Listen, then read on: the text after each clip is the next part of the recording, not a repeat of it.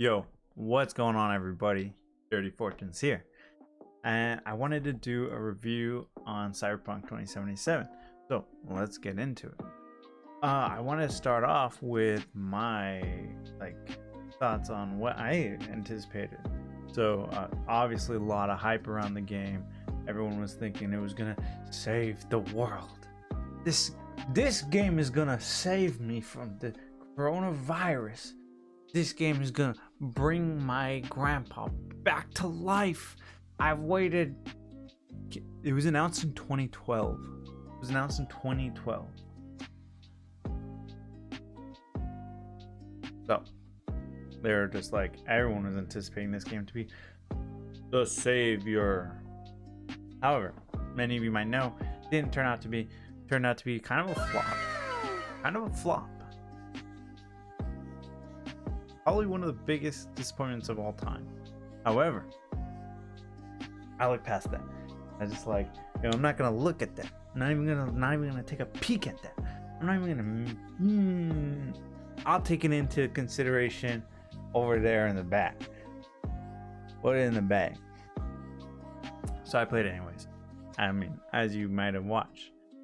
Cyberpunk was supposed, it was a first-person shooter RPG game. It was going to be something that I could play on my own time, something that would be fun, and something that would be, I don't know, just a change of pace. So many multiplayer games coming out, so many multiplayer.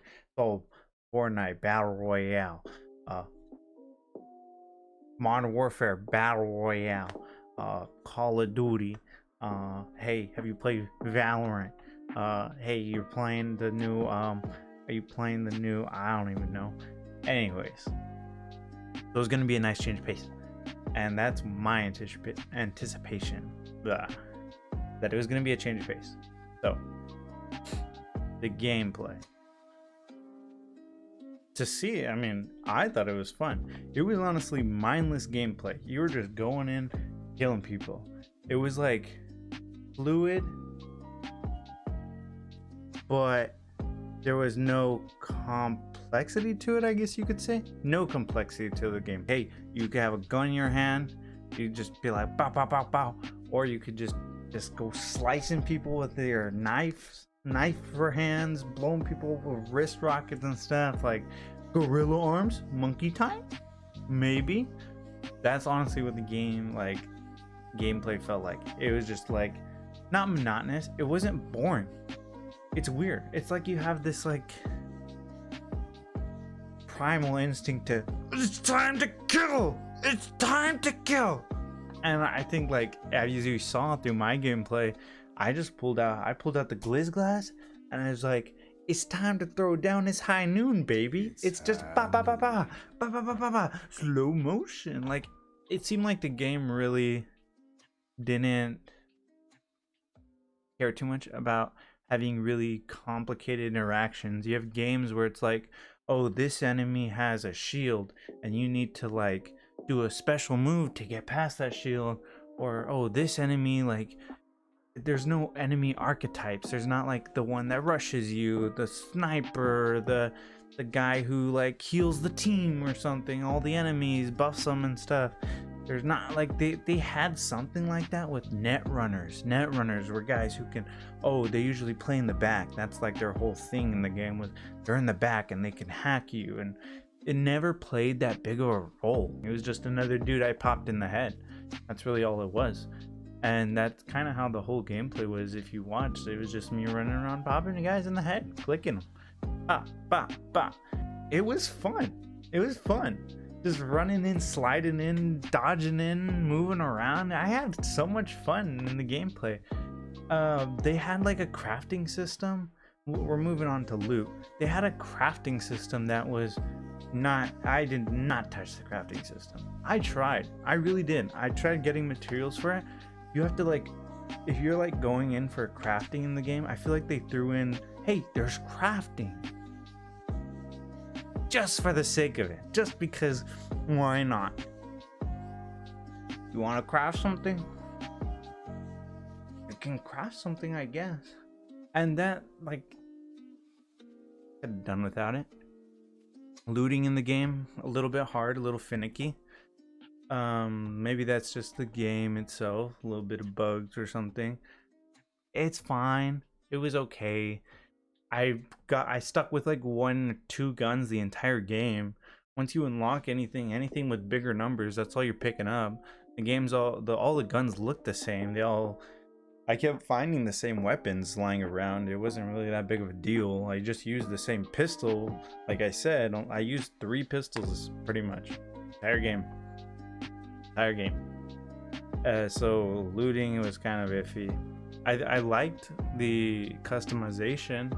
However, having your customization tied to an armor rating changes it, because now I'm running around with a purple hat, tiger striped pants, and a rocker jacket, like wearing flip-flops and a gas mask. Oh, I don't feel cool. It's always that stereotypical RPG thing. You can have the big nice jacket. Ooh, getting looks when I walk down the street. Hey, what's going on? But it's 10 armor. And then you could wear the jester outfit. You could wear the sparkly outfit that has 110 armor. So, I mean, I wish there was some sort of customization that you could do where you didn't have to forfeit your character's looks. That's something that... Now I'm saying this, but you can't even gameplay. You can't even see your character really. There's no third person option, all first person. So maybe that's a thing. That's a turn off for some people. I know some people don't like third person. It makes them nauseous, but first person also makes people nauseous too. So not having that option, I would say that's kind of a downside for a game like this. You know, you're comparing it to what, Skyrim, Fallout. And those all have third person views. The customization on characters is so high. What was even the point in designing V? Like my character's face if I can't even look at him? I think I only looked at him a couple times because I chose to look into a mirror. And at the end, of course, we saw him. Going on to the skills. Upgrading skills was kind of... I feel like a lot of this game is interesting. It's just like... Okay. Like leveling up basic. I like the idea of having talents, kind of. We'll call them talents. Many games have done this in the past. Like I said, Fallout, Skyrim, they do the same thing, kind of. You have your main skill, let's call it archery for Skyrim, right? You upgrade your bow and arrow all the time. You get skill points for that you can put into other things if you felt like it. And that system works well. I like it. I think there's more depth to it than just, you know, if I only use my fist, only upgrade my fist.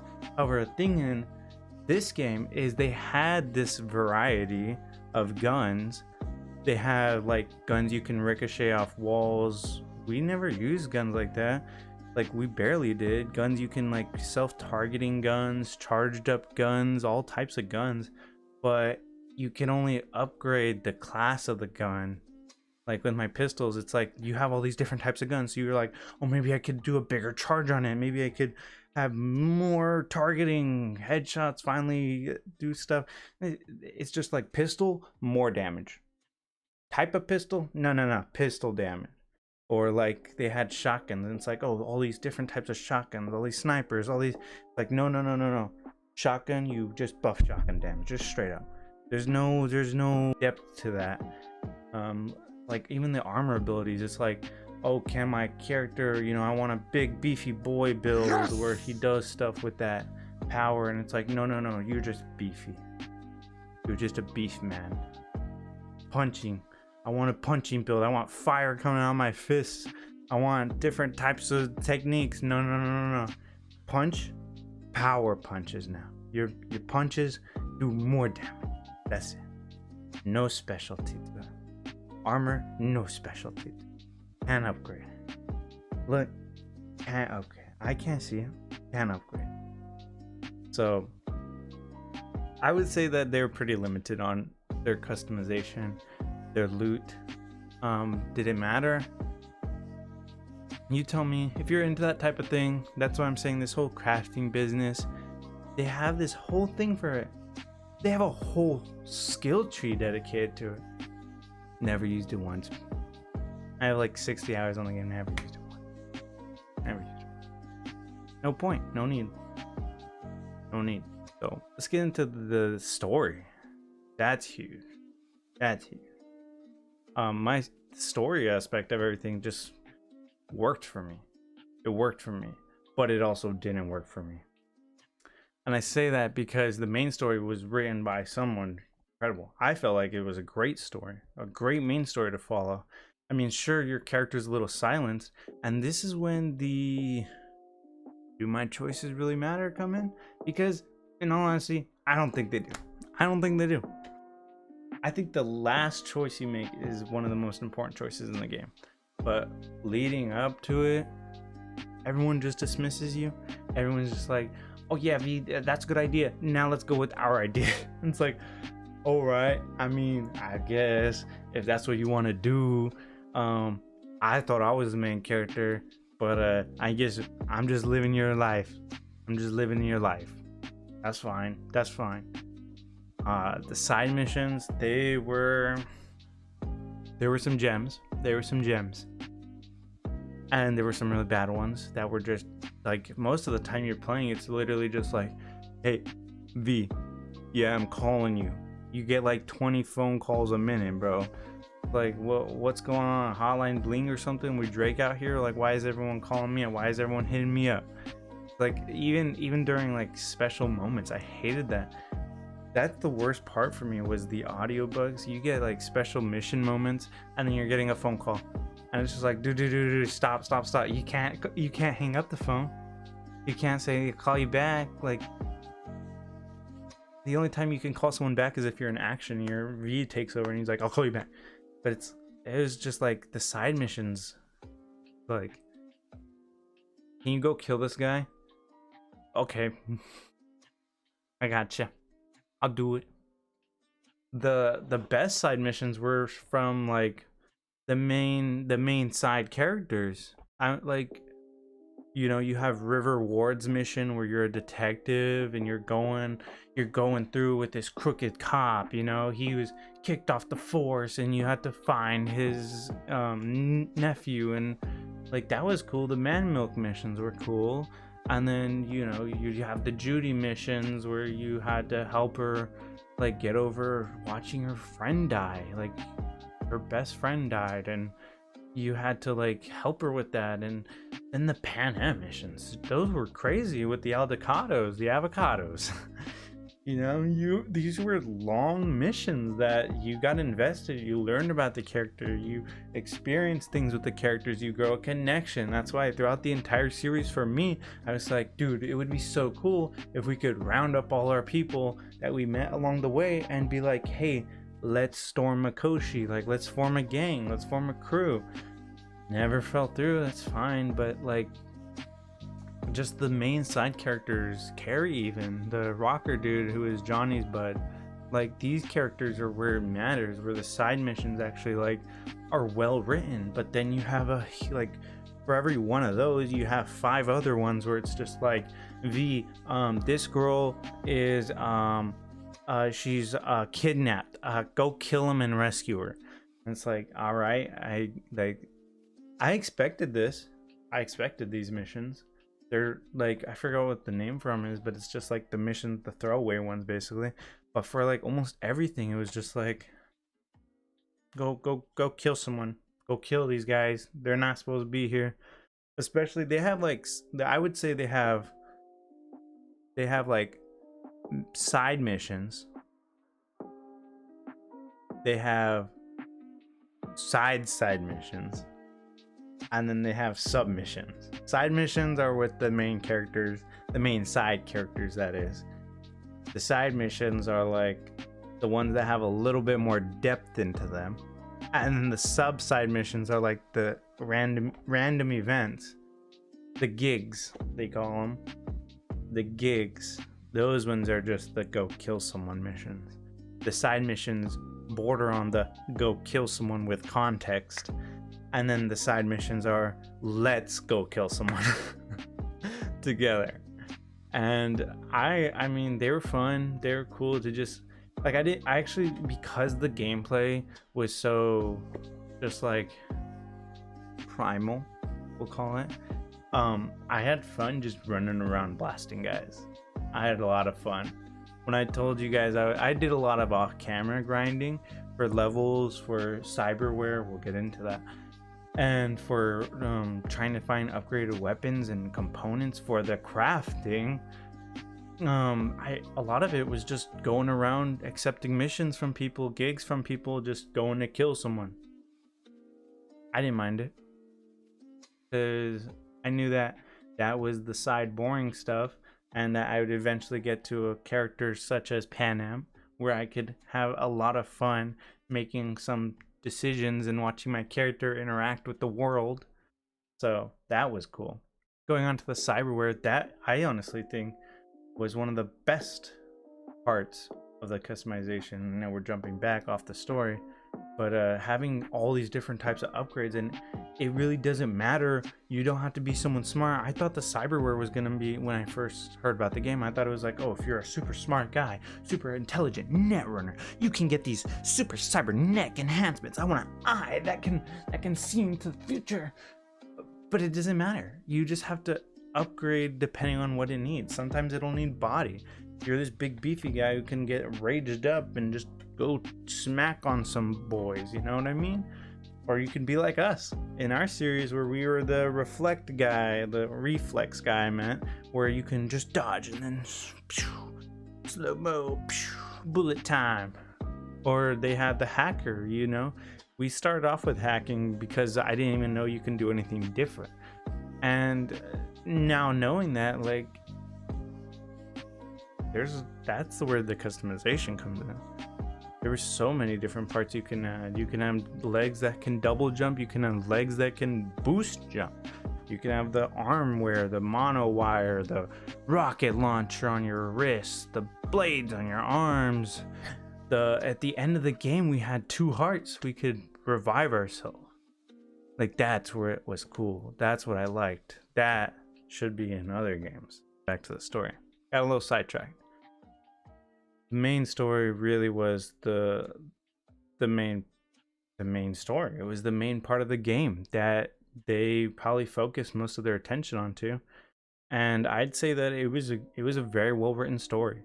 I really enjoyed there was not a lot of twists and turns, honestly, and you kind of had a false sense of hope throughout the entire game once you finally get to the end.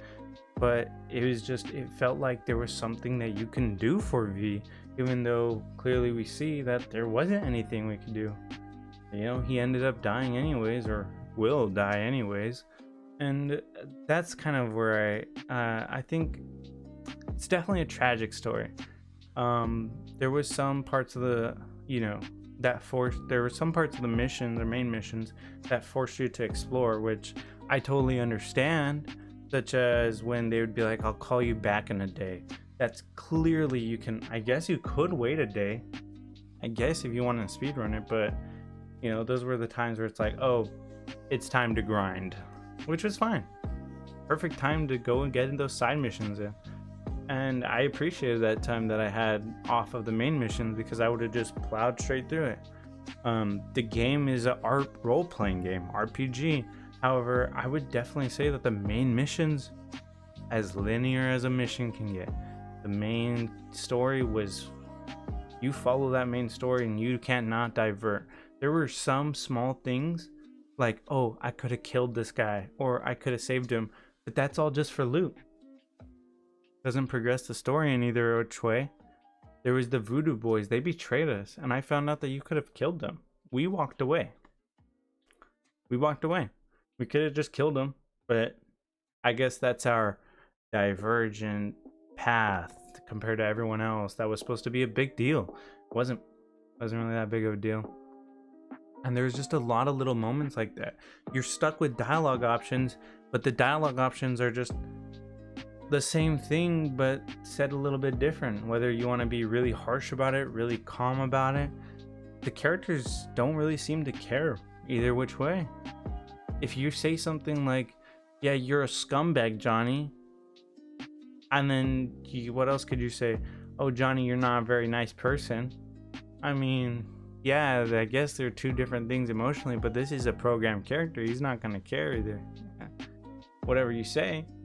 And then it never really showed. Feels like there was probably 3, maybe 4 main decisions we had to make, but in all reality, it felt like the biggest decision was the one at the end where you literally get to choose.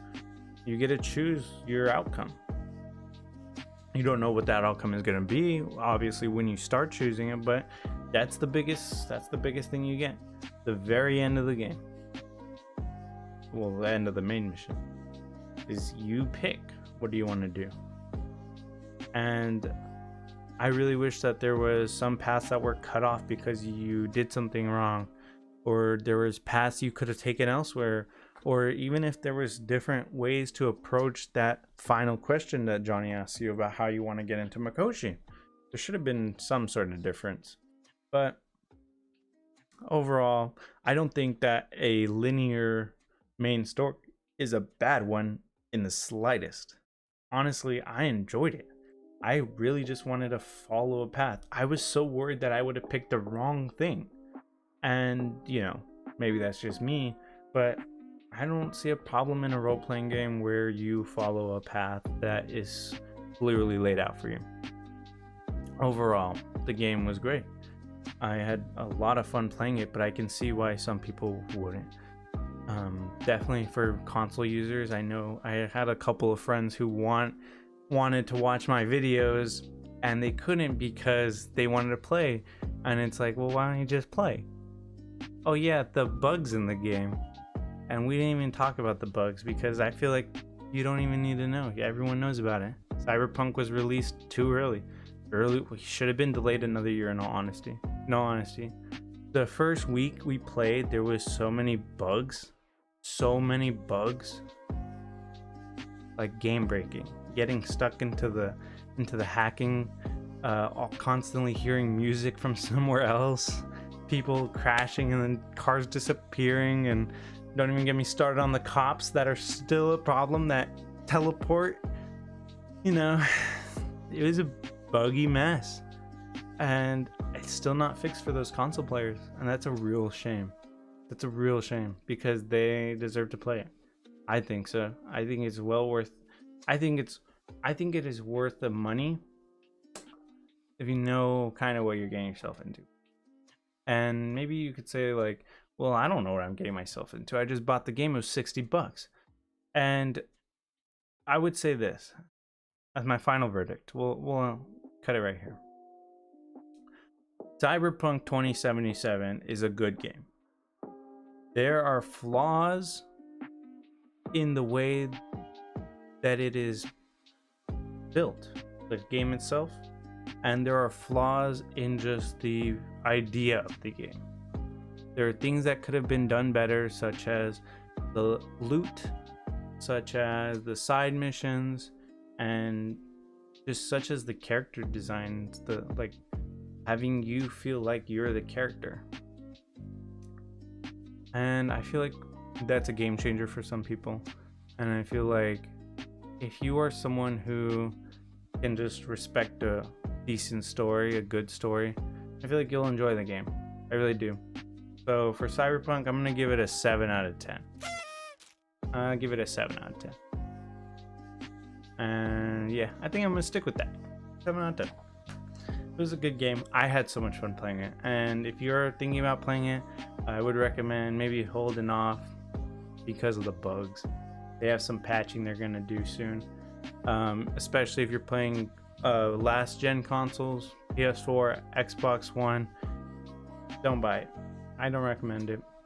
PC players, if your system can handle it, get it. PS4, it's a gamble. Xbox, it's a gamble. But yeah, thank you guys for listening to my review. I really appreciate it, and I will see you in the next series. Peace.